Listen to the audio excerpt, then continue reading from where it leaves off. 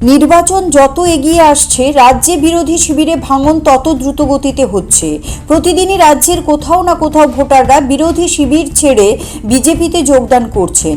শনিবার সন্ধ্যায়ও রাজধানীর বনমালীপুর মণ্ডলের 23 নম্বর ওয়ার্ডের অন্তর্গত 5 নম্বর বুথের হরিজন কলোনি এলাকায় আয়োজিত এক যোগদান সভা অনুষ্ঠিত হয়।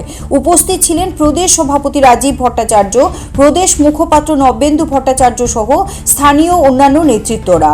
এই সভায় 85 পরিবারের 270 জন ভোটার বিজেপিতে যোগদান করেন।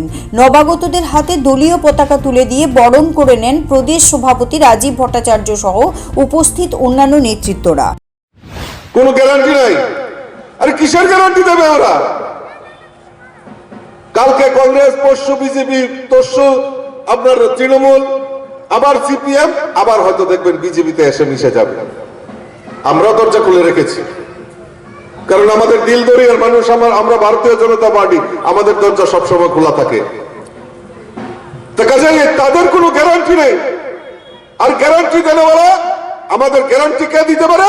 আমাদের দেশের যশস্বী প্রধানমন্ত্রী নরেন্দ্র মোদীজি গ্যারান্টি দিচ্ছে গরিবদের জন্য, নরেন্দ্র মোদীজি গ্যারান্টি দিচ্ছে কৃষকদের জন্য, নরেন্দ্র মোদীজি গ্যারান্টি দিচ্ছে যুবকদের জন্য, নরেন্দ্র মোদীজি গ্যারান্টি দিচ্ছে আমাদের মহিলাদের জন্য। এই গ্যারান্টির উপর বিশ্বাস করে আজকে দিকে দিকে ভারতীয় জনতা পার্টিতে যোগদান করছেন। CRI TV, channel for news and entertainment.